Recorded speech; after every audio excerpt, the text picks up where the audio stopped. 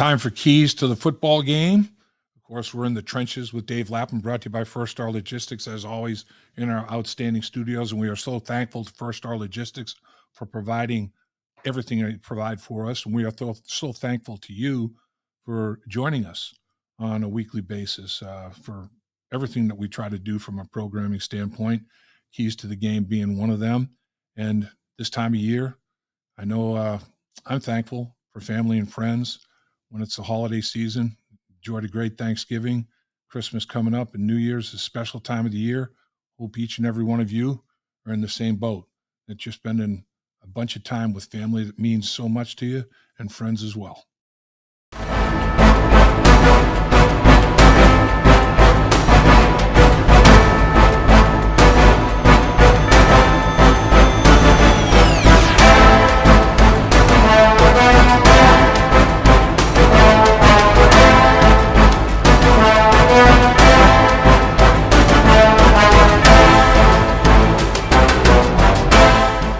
Keys to the Game, Bengals Steelers, Part 2. The first time the Cincinnati Bengals and Pittsburgh Steelers played, a 16-10 victory for Pittsburgh. Over 400 yards offense for the first time in forever for the Pittsburgh Steelers, yet they only score 16 points. They are having trouble scoring points. But since that football game, the Bengals have won 3 in a row.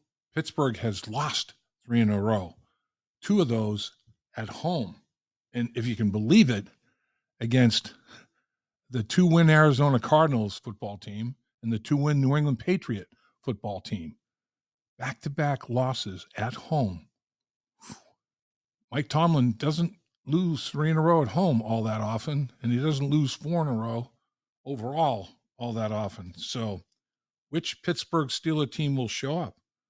Will it be the team that everybody is thinking will implode because Deontay Johnson, George Pickens, all that they're doing, or lack of what they're doing? Deontay Johnson on the fumble here in Cincinnati, he just quit on the play. DJ Turner's covering him.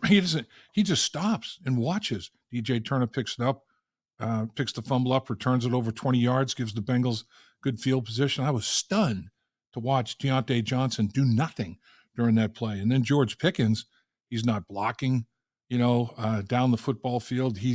They're making business decisions. And in the past, when I've heard teammates on teams that are struggling saying, I'm making business decisions, that means they're avoiding contact. And you can't do that in football. It's a grown man's game, and it's a violent game. And if you're making business decisions, your football team's in trouble.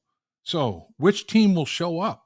That's a rarity for Mike Tomlin. I mean, Mike Tomlin doesn't have these kind of problems where Deontay Johnson, George Pickens, and others with that football team are not all in. They're not giving 100% effort. So what will happen? Man, will they implode on national television, or will it go the other way? Will the rest of the team, or the guys that care, the remaining guys that care on the football team, will they have a meeting as such and demand effort out of their teammates? Will team leaders step up, and will the Pittsburgh Steelers show up in a division contest against the Cincinnati Bengals, a huge rival, at home on national television? I, as a former player, would approach it that way, that you're going to get the best of the Pittsburgh Steelers. You're going to get a Pittsburgh Steelers team headed by Mike Tomlin to have their backs against the wall, that are 7-7, but yet still in the playoffs. And you better be ready to have the most physical game that you've had this year. You got to be stout in the trenches, offensive and defensive line. You got to get after it, because Pittsburgh's going to try to run the ball right down your throat, particularly without DJ Reader available anymore. Best run defenders out. Pittsburgh's going to try to pound it anyway, and that's going to happen. So let's get to keys. In the first matchup, the biggest reason the Bengals lost that football game, in my opinion, was third down. It was crazy. Third down is known as the money down. The Bengals were bankrupt. They went 2 for 10. Amazingly, all 4 of their sacks and an interception came on third down. So they had problems converting on third down. On the flip side, Pittsburgh, they were phenomenal on third down. They went 8 for 17, a little over 47%. They came into the game converting just over 34%. For the season, they're still converting just over 34%, one out of every three, basically. The Bengals couldn't get anything done on third down. Pittsburgh did things like on 3rd and 13, 29-yard completion to Freiermuth, who, by the way, on the first play of the game had a 24-yard seam route, big play. I mean, this guy just took the Bengals apart. Freiermuth in the first game was targeted 11 times, 9 catches, 120 yards. Man, I mean, on the season, he's only got 27 catches for 243. So he had a day against the Bengals, and he hasn't come close to duplicating it. Bengals are going to have to cover that tight end. They've had trouble with it all year long. They've given up the most catches and the most receiving yards by a tight end of any football team defensively in the National Football League. So Johnson on 3rd and 3, 39-yard completion to Johnson. 3rd and 8, a 43-yard completion to Pickens. Unbelievable. So huge plays. I mean, the Pittsburgh Steelers, over 100 yards on those 3 plays on third down, 100 receiving yards, 100 passing yards, 100 of the 400 yards, total yards they had in the game were on 3 third down conversions. And 2 of them were 3rd and long, 3rd and 8 and 3rd and 13. So you're going to have to be more detail-oriented in terms of what your eye discipline, discipline in your pass rush lanes, discipline all over the football field on third down. And, you're going to I hope the Bengals don't try to do too much. I hope they pare the game plan down and fine-tune and hone in on things that make them who they are. Make the Pittsburgh Steelers adjust to them. Don't try to adjust to everything the Pittsburgh Steelers doing. Be the puncher. Don't be the counter puncher, particularly with Mason Rudolph at the quarterback position. Make it tough on him. So third down obviously was a big issue. The Bengals are going to have to play it much better on third down. There's no question about it. I mentioned the Pittsburgh Steelers had over 400 yards offense for the first time in forever and haven't had it since. 421 yards on 68 snaps. The Bengals had 222 yards on 41 snaps. That's Bengals had 41 snaps in that football game. There was a differential of 15 and a half minutes time of possession. The Bengals gave a quarter to the Pittsburgh Steelers. They just gave it away. 37 minutes, over 37 minutes for Pittsburgh, over 22 minutes for the Bengals. I mean, you can't do that. That's for sure. Time of possession is third down related, obviously. Another big thing in this football game was what I call the second play. All right. So you run a play, defense takes it away. Quarterback extends and creates and starts a second play.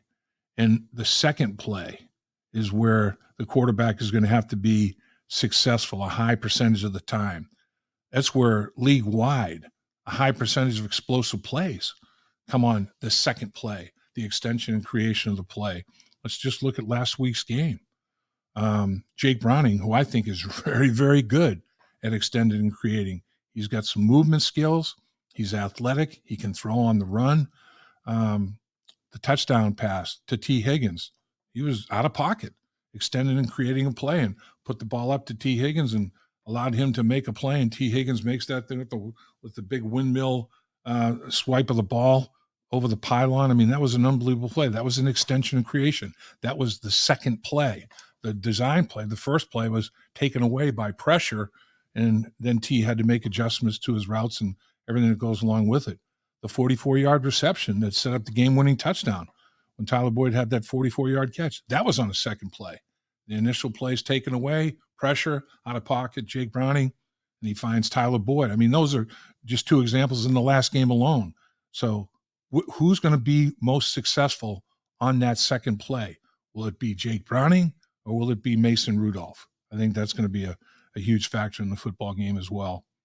A fast start, score first. I think that's going to be monumental. Pittsburgh has struggled in that area.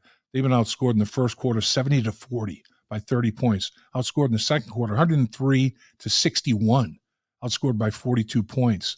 I mean, you're outscored by 72 points in the first half. Bengals have to continue to make Pittsburgh struggle in that regard. Get off to a fast start, build on it, make the Pittsburgh Steelers have to think about being one-dimensional. Maybe they can't stay with that running game because you have more than a 2-score lead. And now Mason Rudolph's throwing the ball because he has to, not because he wants to. If they can continue to be balanced and run the football, he's throwing it because he wants to, not because he has to. And then that takes us to the running game. In the first game, it was no contest.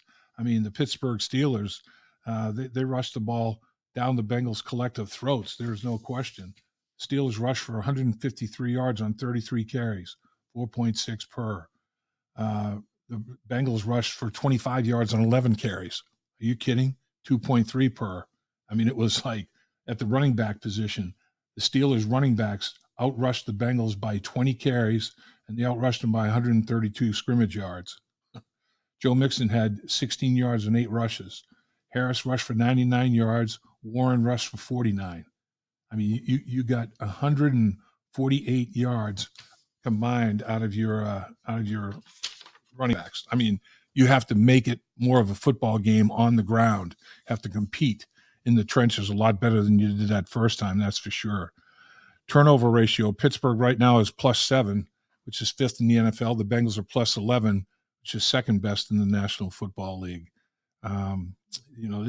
That's always a big deal. There's no question about that. You look at the Cincinnati Bengals; they got 23 takeaways, tied for 6th in the league. 12 different players have been involved in those. They've only given it away 12 times, tied for fewest in the NFL. The Bengals have had 14 takeaways in the second half this year, tied for 5th most in the NFL. So they've done a great job in that regard. Those are things that are going to have to continue to happen. The Pittsburgh Steelers only have 14 giveaways, tied for 5th fewest in the National Football League. So, I mean, turnovers are always a big issue, always a big factor in deciding hotly contested games like this, these division rivalry contests. Red zone, defensively, the Pittsburgh Steelers have not allowed a score in the red zone 9 times. No points, 9 times, tied for 2nd best in the National Football League. The Bengals' defense is better. The Bengals, they kept the opponent out of the end zone twice last week. Now they're up to 12. 12 times they've not given up a point in the red zone. That leads the National Football League, and it leads it by 3 possessions. That's pretty strong. So red zone is going to be a big deal. Pittsburgh's having trouble scoring. Pittsburgh's only gotten in the red zone 30 times, tied for the fewest. They've only scored 14 touchdowns, 31st in the NFL out of 32 teams. So the Bengals' red zone defense has to step up. And offensively, the Bengals have to execute and make sure they put points on the board every single time they get in the red zone and avoid the 4-point play. If you can score a touchdown and not settle for field goal on those red zone possessions, that's going to be massive in determining the final outcome for sure. Hidden yards, Pittsburgh won the hidden yards in the first game as well by 50 yards. And that's 5 first downs the Bengals have to worry about that Pittsburgh didn't have to worry about. Long field, short field, turnovers, punting, special teams in general. The Bengals, 3 of the 4 special teams for the Cincinnati Bengals are in the top 10. Their punt return team's number 8 in the National Football League. Punt coverage is number 4, and kickoff coverage is number 5. Pretty darn good. So go out there and win the hidden yards. Play a clean football game in terms of avoiding mental errors, stupid penalties. Bengals 3rd in the NFL in penalties assessed and 4th in the NFL in penalty yards walked off against them. So they've been very good in that area, not self-destructing with mental errors and turnovers. I mean, really, you look at it, offensive penalties are way, way down there, and turnovers are pretty darn strong. The Bengals still, 8 times they've fumbled the football, 2nd fewest in the NFL. They've only lost 2 of them, fewest in the NFL. 14 football games, 2 lost fumbles. You can't have better ball security than that. Protection, pressure. You have Watt, TJ Watt, 16 quarterback sacks, most in the NFL. Trey Hendrickson right there with him at 15. All right, which dominant edge rusher is going to have the biggest impact on the football game? Quarterbacks love time and space, and which pass rush and pass rusher are going to get the quarterback off their spot, make him get the ball out of his hand too quickly, throw it before he wants to, and which supporting cast is going to be able to make up for the fact that the Bengals are going to have to put extra resources to block Watt, and the Steelers are going to have to put extra resources at the line of scrimmage to block Hendrickson. So which supporting cast is going to step up and make plays in terms of rushing the passer as well. Another thing the Bengals are going to have to be dealing with is crowd noise in Pittsburgh. It is loud there. There is no question about it. The terrible towels and everything goes along with it. When the Vikings, if you play the Vikings in their dome, that's a horse of a different color. The Bengals played the Vikings at Paycor. The Bengals crowd noise was a factor. 3rd and short, 4th and short. I can tell you, as a former offensive lineman, when your only advantage is eliminated, that being the snap count, you can't hear. So you got to look at the football, just like the defensive linemen.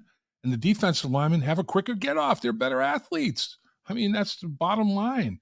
You know, you got guys that are coming off the football, the 2 interior defensive tackles for the Bengals, just, reestablished in the line of scrimmage backwards. I mean, it's a knockback, period. And the knockback occurred because of the crowd noise. It eliminated the only advantage the offensive line had. That's the kind of thing the Bengals are going to have to be dealing with in Pittsburgh. So the key there is avoid 3rd and short, 4th and short. Get a lead. Make the fans sit on their hands. These are some keys to the football game. And this football game is a big, big game. I mean, the Cincinnati Bengals have to win this football game. It is a must win. They are 0-4 in the division. They lose to the Pittsburgh Steelers and fall to 8-7, but 0-5 in the division. There's not a snowball's chance in hell of getting anywhere with tiebreakers when your division record is in that order. So big game. You got to get a big victory on the road against the Pittsburgh Steelers. Get the first division win in Pittsburgh. Give them 3 straight wins at home. That would be amazing. Dave Lapham here, and every day I am grateful for my experience to have played professional football. As a player, I realize self-motivation, leadership, and appreciating your teammates are key. At First Star Logistics, you can use those same attributes to create the life you want for you and your family. Build your future by working hard like I did. You'll see results both on and off the field. Call First Star Logistics today and be part of our winning team. Opportunity knocking.